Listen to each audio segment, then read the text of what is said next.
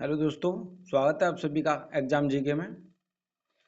आज की इस वीडियो में देखते हैं राष्ट्रीय प्रतीक एवं चिन्ह।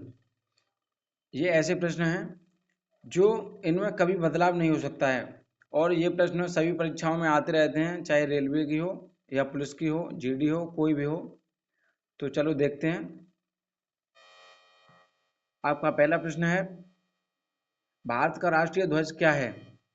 इसका सही उत्तर हो जाएगा तिरंगा। आपका अगला प्रश्न है, तिरंगे की लंबाई तथा चौड़ाई का अनुपात क्या होता है? तो इसका सही उत्तर हो जाएगा 3:2। जो तिरंगे की लंबाई तथा चौड़ाई का अनुपात होता है वो 3:2 होता है। आपका अगला प्रश्न है, तिरंगे के बीच उस चक्र का रंग कैसा होता है? जो तिरंगे के बीच में एक चक्र होता है उसका रंग कैसा होता है? इसका सही उत्तर हो जाएगा नीला। आपका अगला प्रश्न है, तिरंगे के बीच चक्र में कितनी तीलियां होती हैं? इसका सही उत्तर हो जाएगा 24। आपका अगला प्रश्न है, राष्ट्रीय ध्वज के निर्माता कौन है? इसका सही उत्तर हो जाएगा पिंगली वेंकैया। आपका अगला प्रश्न है, ध्वज का प्रारूप संविधान निर्मात्री सभा द्वारा कब अपनाया गया? इसका सही उत्तर हो जाएगा 22 जुलाई 1947 को। आपका अगला प्रश्न है, दोस्तों ये ऐसे ही महत्वपूर्ण वीडियो के लिए हमारे चैनल को सब्सक्राइब जरूर कर लें। और आपका अगला प्रश्न है, भारत के झंडा गीत विजयी विश्व तिरंगा प्यारा की रचना किसने की थी? इसका सही उत्तर हो जाएगा श्री श्यामल दास गुप्त पार्षद ने। आपका अगला प्रश्न है, शक संवत पर आधारित भारत के राष्ट्रीय कैलेंडर को कब अपनाया गया? इसका सही उत्तर हो जाएगा 22 मार्च 1957 को। आपका अगला प्रश्न है, राष्ट्रीय कैलेंडर का प्रथम महीना तथा अंतिम महीना कौन सा होता है? इसका सही उत्तर हो जाएगा चैत्र तथा फागुन। आपका अगला प्रश्न है, भारत का राष्ट्रीय चिन्ह क्या है? इसका सही उत्तर हो जाएगा अशोक चक्र। आपका अगला प्रश्न है, भारत सरकार ने राष्ट्रीय चिन्ह को कब अपनाया? इसका सही उत्तर हो जाएगा 26 जनवरी 1950 को। आपका अगला प्रश्न है, राष्ट्रीय चिन्ह सत्यमेव जयते कहाँ से लिया गया है? इसका सही उत्तर हो जाएगा मुंडकोपनिषद से। आपका अगला प्रश्न है, राष्ट्रीय चिन्ह के मूल स्तंभ में कितने सिंह हैं? जो राष्ट्रीय चिन्ह का मूल स्तंभ है उसमें कितने सिंह हैं? इसका सही उत्तर हो जाएगा 4। आपका अगला प्रश्न है, संविधान सभा ने भारत का राष्ट्रीय गान कब स्वीकार किया? इसका सही उत्तर हो जाएगा 24 जनवरी 1950 ईस्वी को। आपका अगला प्रश्न है, राष्ट्रीय गान को सर्वप्रथम कहाँ गाया गया था? इसका सही उत्तर हो जाएगा कोलकाता अधिवेशन में। आपका अगला प्रश्न है, राष्ट्रीय गान में कितना समय लगता है? राष्ट्रीय गान को गाने में जो समय लगता है वह कितना लगता है? इसका सही उत्तर हो जाएगा 52 सेकंड का। आपका अगला प्रश्न है, वंदे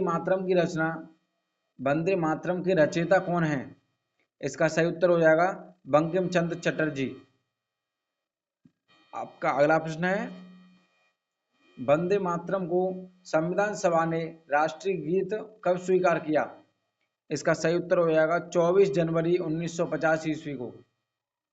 आपका अगला प्रश्न है, राष्ट्रगीत का प्रथम प्रकाशन 1882 में बंकिम चंद्र चटर्जी के किस उपन्यास में हुआ है? इसका सही उत्तर हो जाएगा आनंद मठ में। आपका अगला प्रश्न है, राष्ट्रीय गीत को सर्वप्रथम किस ईस्वी में गाया गया था? इसका सही उत्तर हो जाएगा 1896 ईस्वी कलकत्ता अधिवेशन में। आपका अगला प्रश्न है,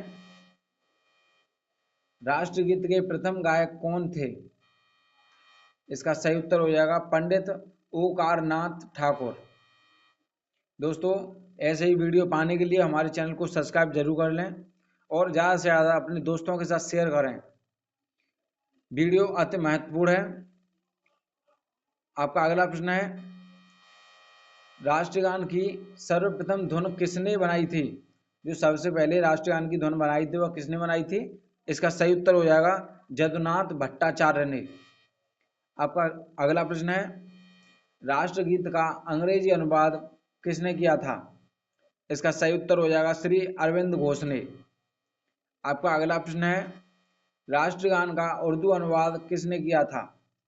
जो सर्वप्रथम राष्ट्रगान का उर्दू अनुवाद किया था वह किसने किया था? तो इसका सही उत्तर हो जाएगा आरिफ मोहम्मद खान ने। आपका अगला प्रश्न है, राष्ट्रगीत गाने में कितना समय लगता है? जो राष्ट्रगीत गाने की अवधि है वह कितनी है? इसका सही उत्तर हो जाएगा 65 सेकंड। आपका अगला प्रश्न है, संसद के अधिवेशन का प्रारंभ कैसे होता है? इसका सही उत्तर हो जाएगा जन गण मन गा करके। आपका अगला प्रश्न है, संसद के अधिवेशन का समापन कैसे होता है? इसका सही उत्तर हो जाएगा वंदे मातरम से। आपका अगला प्रश्न है, भारत का राष्ट्रीय पुष्प क्या है? इसका सही उत्तर होगा कमल। दोस्तों आपको इतना तो पता है कि राष्ट्रीय पुष्प क्या है, कमल, लेकिन इसे अन्य किस नाम से जाना जाता है वो आपको नहीं पता होगा। तो आपका ये अन्य किस नाम से जाना जाता है? नेलम्बो न्यूसीफेरा। ये आपके लिए बहुत महत्वपूर्ण है, इसे जरूर याद रखें, नेलम्बो न्यूसीफेरा भी कहा जाता है। आपका अगला प्रश्न है, भारत का राष्ट्रीय पक्षी कौन सा है? तो इसका सही उत्तर हो जाएगा मोर। इसे पावो क्रिस्टेटस भी कहते हैं। इसका सही उत्तर हो जाएगा मोर। आपका अगला प्रश्न है, भारत का राष्ट्रीय पशु कौन सा है? इसका सही उत्तर हो जाएगा बाघ। दोस्तों ये तो आपको सिंपल वाले पता है कि बाघ, मोर, ये ऐसे, लेकिन आपको ये इसके अन्य के क्या नाम से जाने जाते हैं इन्हें जरूर याद कर लें। तो भारत का राष्ट्रीय पशु कौन सा है? बाघ। इसे पैंथरा टाइग्रिस भी कहते हैं। आपका अगला प्रश्न है, भारत का राष्ट्रीय फल क्या है? इसका सही उत्तर हो जाएगा आम। इसे मैनगी फेरा इंडिका भी कहते हैं। आपका अगला प्रश्न है, भारत का राष्ट्रीय वृक्ष क्या है? इसका सही उत्तर हो जाएगा बरगद। इसे फाइगल बेंदालेसिस भी कहते हैं। आपका अगला प्रश्न है,